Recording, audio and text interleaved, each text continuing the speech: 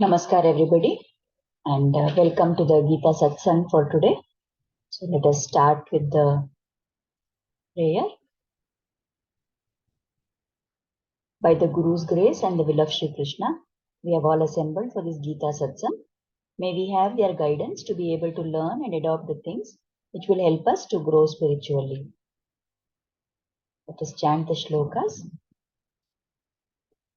Vasudeva Sutam Devam Kamsa Chanuramardanam Devaki Paramanandam Krishnam Vande Jagadgurum Krishnaya Vasudevaya Haraye Paramatmane Pranatah Kleshanashaya Govindaya Namo Namaha Namostu Te Vyasa Vishala Buddhe Pullara Vindaya Tapatra Netra Yena Tvaya Bharata Taila Purnaha Prajvalito Jnanamaya Pradipaha Ramanujadaya Patram Jnana Vairagyabhushanam Srimad-Venkatanathāryam Vande Vedanta Deshikam Yo Nityamachyutapadambuja Yukma Rukma Vyamohatastaditarani Trinaya Mene Asmadguror Bhagavatosya Dayaika Sindhoho Ramanujasya Charanau Sharanam Prapadye. So offering prayers at the lotus feet of the Acharyas, let us take up our shlokas for today. So we are currently in the second chapter, and last time we saw the first shloka of this chapter where Sanjaya describes what happens next after Arjuna sat down hopelessly inside the chariot. Then Krishna is speaking in this way. That is the report given by Sanjaya. So what is it that now Krishna says? So there are many people who consider that this shloka onwards is the actual Bhagavad Gita, because this is where Krishna starts speaking. So we will see the shloka first and then we will take up the meaning of what we can learn from that. Shri Bhagavan Uvacha Kutastva Kashmalamidam Vishame Samupastitham Anaryajushthamasvargyam Akirtikaram Arjuna. This is the second shloka. And then also the third shloka.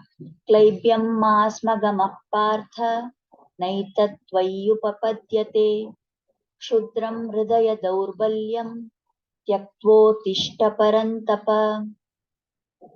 So we will take up each of these shlokas in turn. So in the second shloka, Shri Bhagavanu Vacha. So for the first time ever, Bhagavan Shri Krishna is talking. And what does he say to Arjuna? He says, my dear Arjuna, how has this delusion come over you in this, time of peril, this time which is so critical? At this time, how have you got into this deluded state of mind? Why your mind has become like this at this nth hour? It is not befitting an honorable person like you. And by following such a kind of thought process, you are not going to go to the higher lokas. But such an action of saying that you will not fight is only going to bring a kirti. Kirti means good honor. Akirti means disgrace, something which is not going to be a good position for you. So Krishna is kind of shaking up Arjuna and saying, how has this delusion come over you? This does not befit a warrior like you. It is not at all the kind of thought process of an honorable person. And definitely it will not take you to any good place, but it will only cause your downfall. And after saying this, next, the Lord continues further and he says, Klaibyam. So Klaibyam means this kind of an unmanly behavior, this kind of an impotence. How has it come to you, Partha? It does not befit you. It is not fitting for you to have this kind of an attitude. So he says, give up such a weak-minded attitude.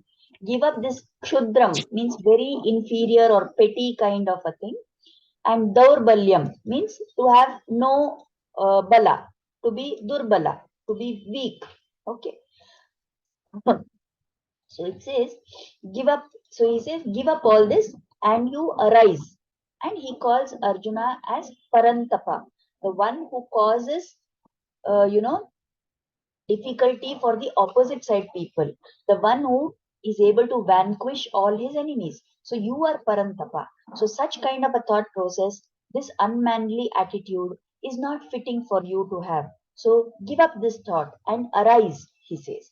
So if we see these words which are used by Krishna, we'll understand how there is, what is the intention of the Lord.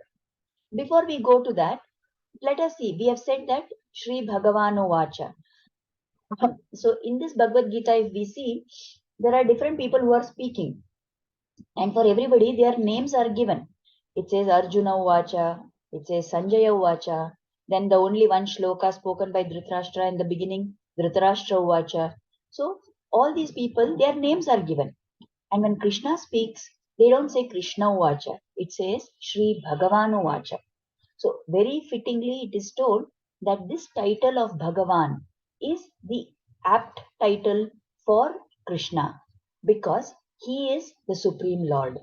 So this word Bhagavan, that we may have heard people saying things like, words, they use words like somebody is Gunavan, means that person has all the gunas. Somebody is Vidyavan, they have lot of knowledge. There is somebody who is Dhanavan, that means they have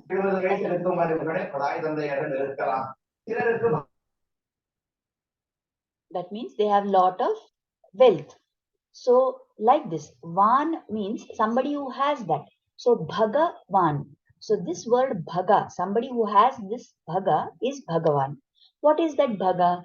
That Bhaga comes from the root word Bhaja, which refers to the good qualities of someone. So all the six gunas, the just like we know that there is something called as Shad Ripu, which are the six enemies. Like that, there are six gunas, which are the opposite extreme. So the one who has all these six gunas, that person is called as Bhagavan. So what are these six gunas? Jnana or knowledge, Aishwarya, the one who is the Lord of the entire world, who owns everything in this world, Shakti, right?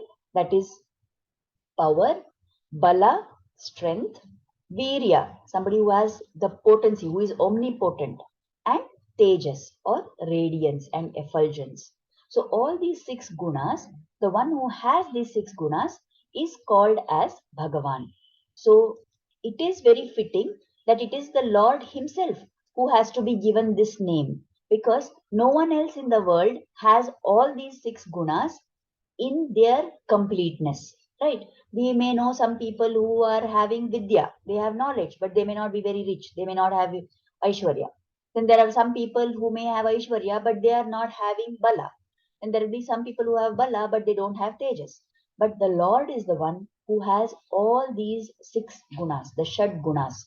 So that is why he is known as Bhagavan. So everywhere in the Bhagavad Gita, when we see wherever Lord Krishna is speaking, it will say Sri Bhagavan Vacha. So he is the one who is the most qualified and the only qualified person to take that title of Bhagavan.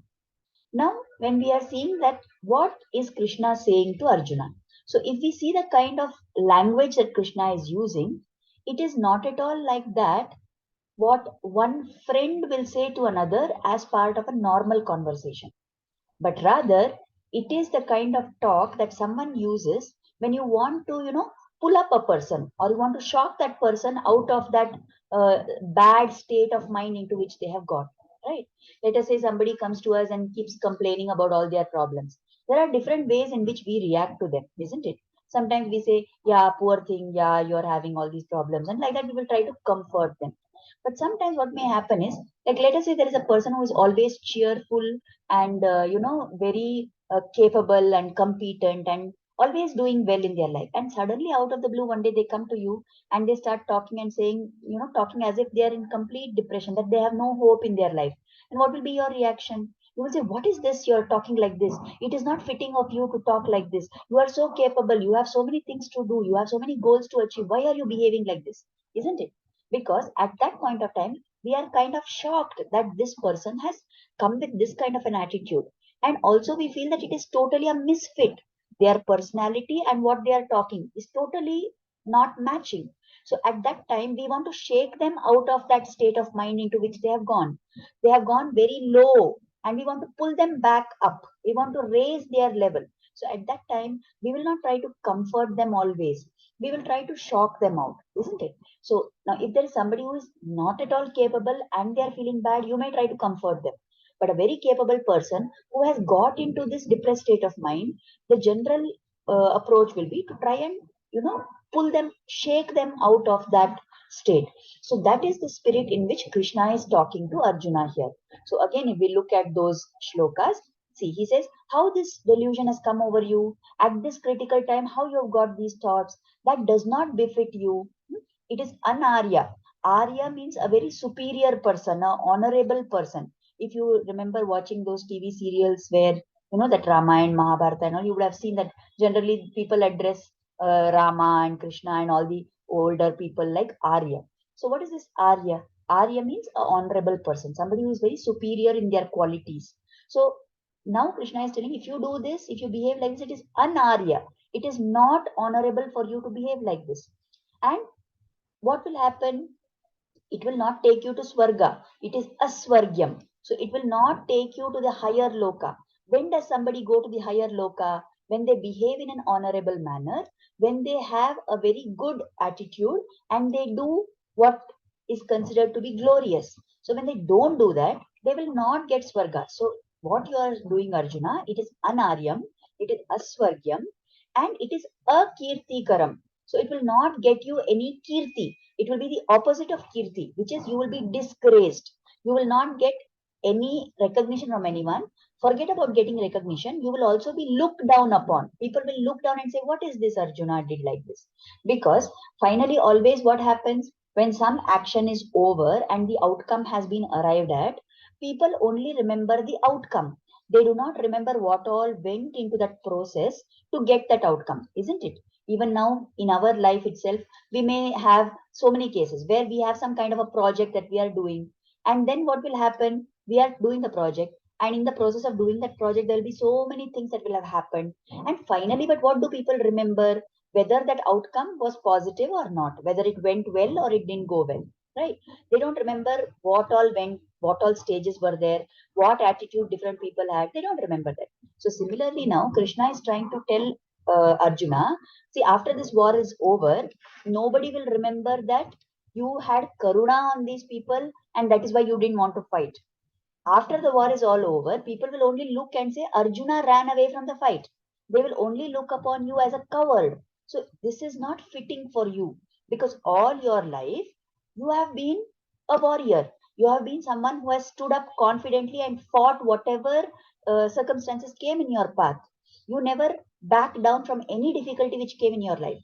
Now, when the most supreme difficult situation has come, it is very wrong of you.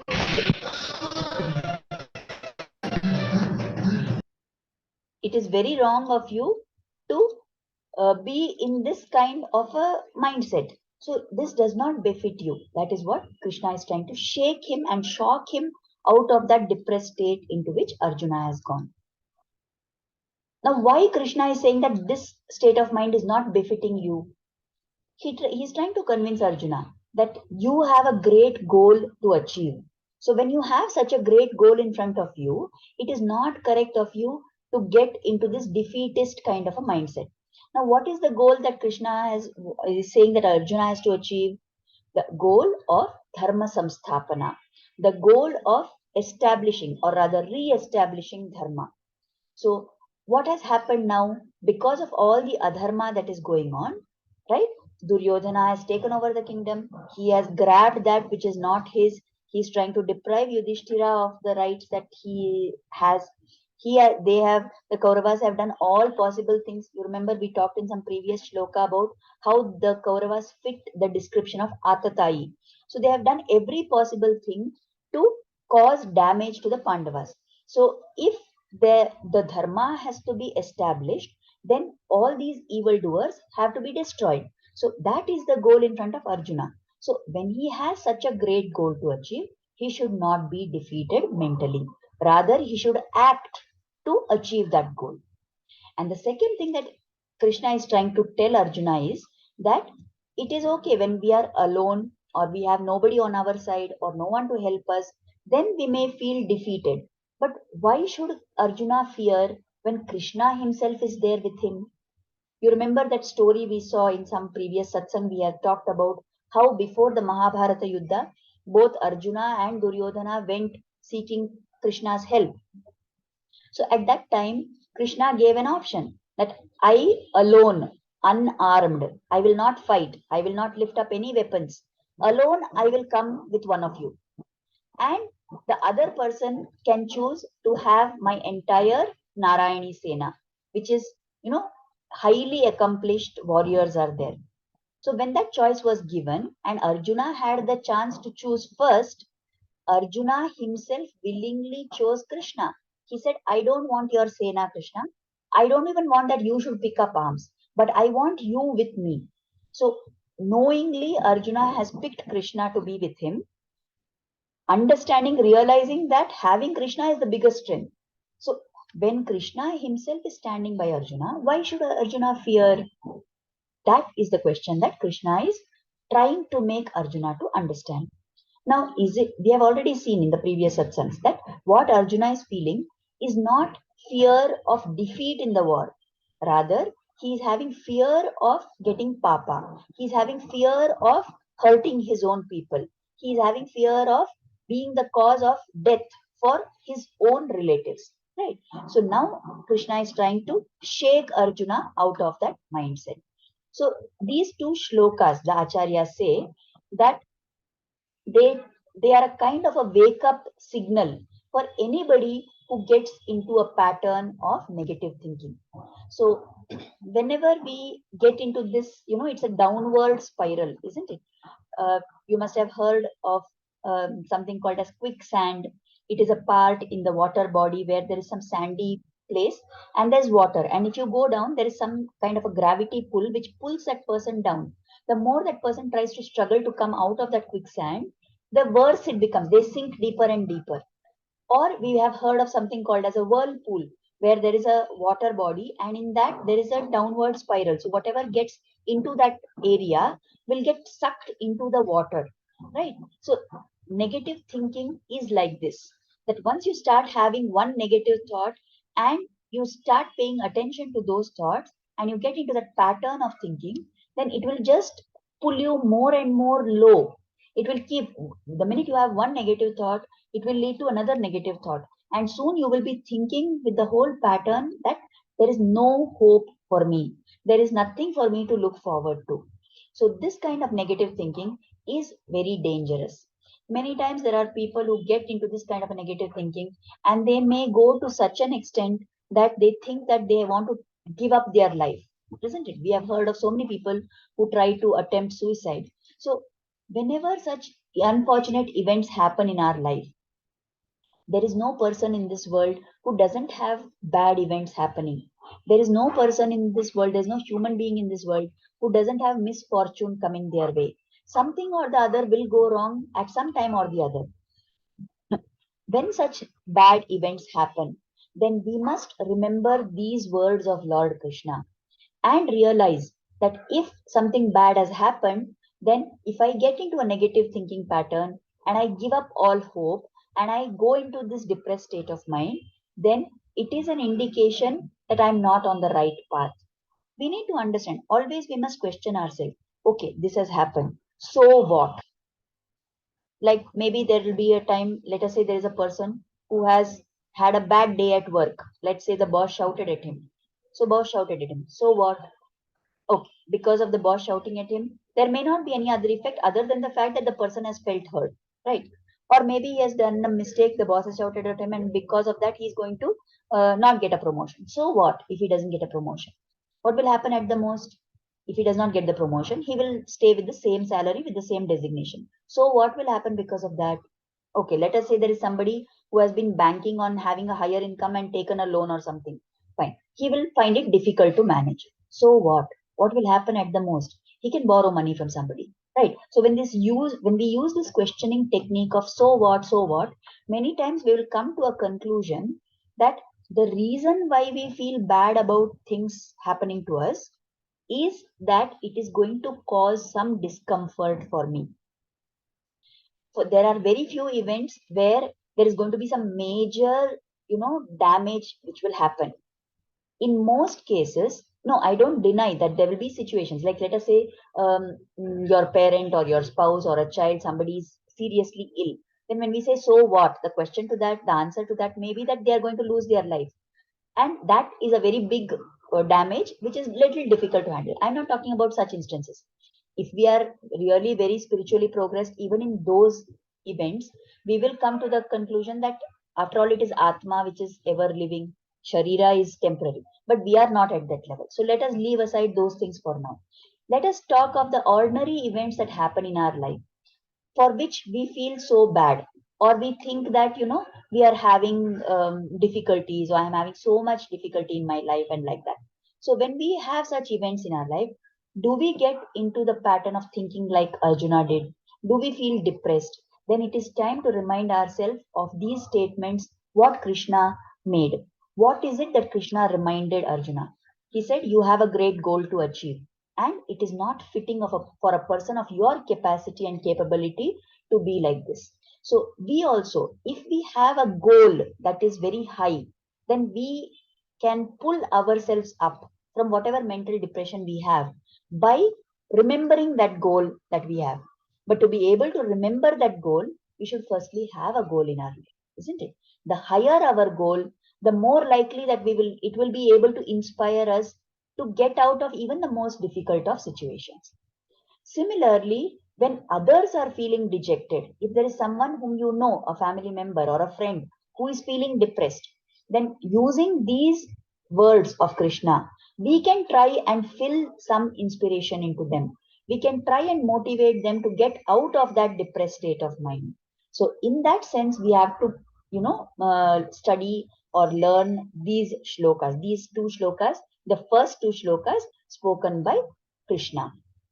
Always we must consider what is the worst case scenario, what is the worst thing that can happen. And when we ask ourselves that question, we will realize that most of the times the only worst thing that will happen is that I will be hurt. So if that hurt is something which is necessary for my growth, then I should be prepared to take that. Whenever any real change has to happen within us, the change will happen only when we are hurt. When things are pleasant and going fine for us, we do not make any attempt to change because everything is anyway smooth, right? But if we are in a situation where there is a lot of pain that has been caused, or when I have been hurt very badly, then I will try to examine that, and I will try to learn some lesson from that. Let me say I got into an interaction with somebody and what that person said hurt me very much. Then if I examine that and I say, then I will realize that maybe I should not have said this, maybe I should change my way of talking.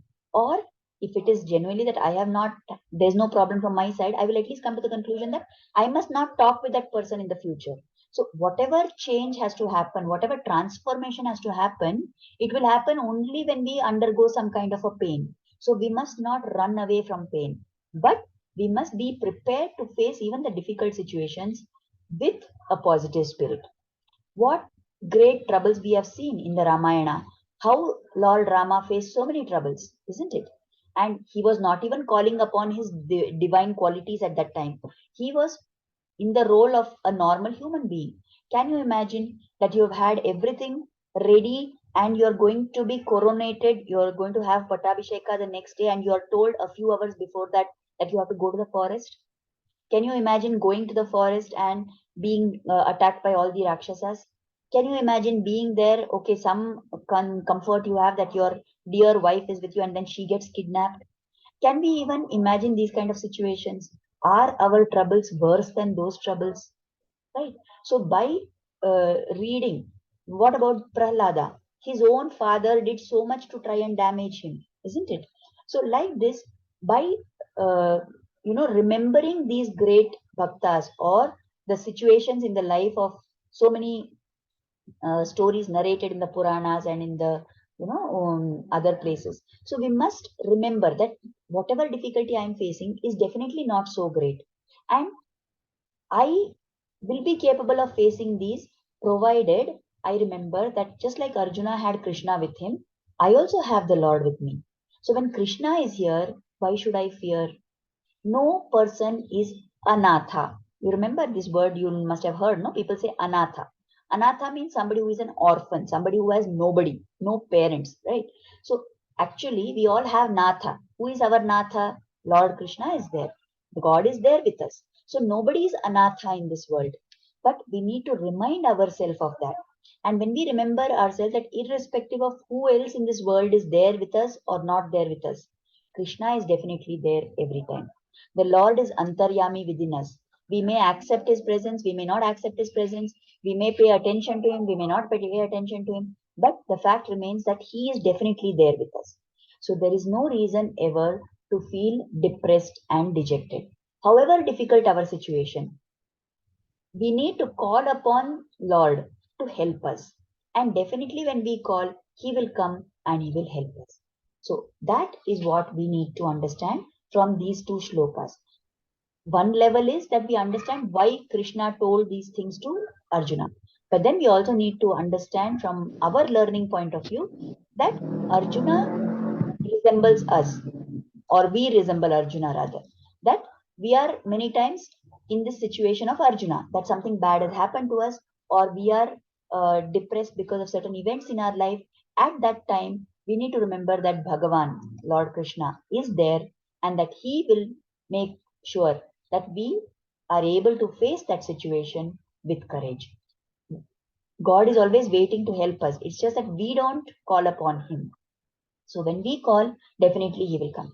You remember we talked about the story of Gajendra, the elephant, right? Whose leg was caught in the jaws of the crocodile.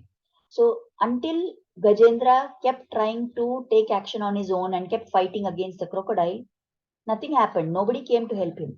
But at the last moment, when he realized that there is nothing he can do, and he called out to the Lord, then definitely the Lord was there. The very next moment, the Lord was there to help him. Similarly, we know the case of Draupadi when she was being disrobed in the open assembly.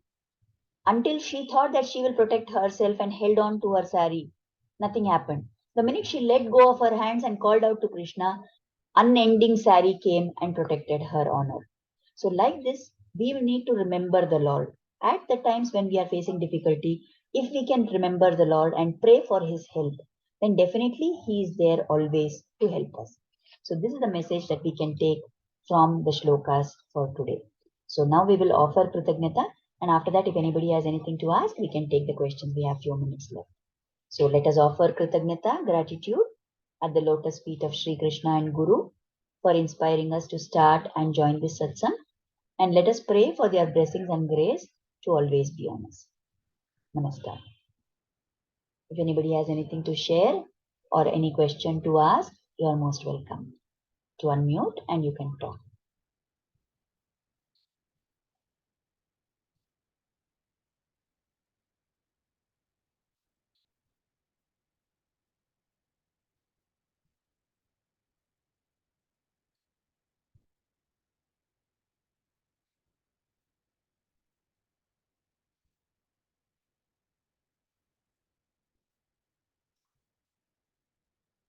Okay. Nobody has any questions. Then in that case, I will just narrate one small story, which is, you remember this, I told this thing that nobody is anatha, right? So there is a story which is told. There is, we know that Swami Ramanujacharya, who is the Sri Vaishnava Guru. So Swami Ramanujacharya, his Guru was Yamunacharya.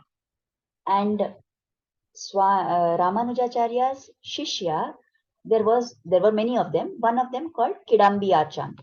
Now, what happened now this Yamun, so you understand the lineage, the order, right? So Yamunacharya Swami is there. Next to him, his disciple is Ramanujacharya, and his disciple is Kidambi Achan. So Yamunacharya has composed a stotra called as Stotra Ratna. In that, there is one particular shloka where he is praying to God. And he says, Radha Sahasrabhaji, Dima Bhavarna Odare, Adim Sharanarthi, Hare Kripaya Kevalam. What he's telling to the Lord is that I have, I'm a very pathetic person, I'm a fallen person. I have done thousands of others. And there is no hope at all for me. I'm drowning in this samsara saga. What is the gift I have? I have surrendered to you. I shall not love to you. You are the only hope. So you only have to protect me by your grace. This is the shloka which Yagnacharya Swami is. It's one of the shlokas list.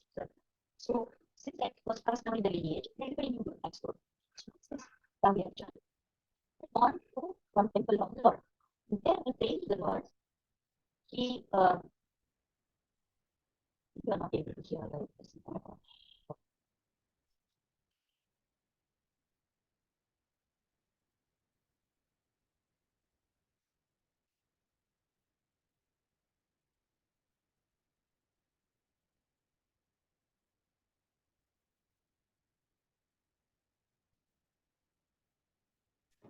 Recording in progress. Are you able to hear me now? Yes, Ansuyaji. Yeah. Okay. So I was telling you, so this Kadambi Acharya at that time indicated that he should recite something. So he recited this shloka of Yamuna that I am Agati. I don't have any savior. So at that time, the Lord, through the Archaka, he indicated that you should not say like this. So Kidambi Achan was surprised. So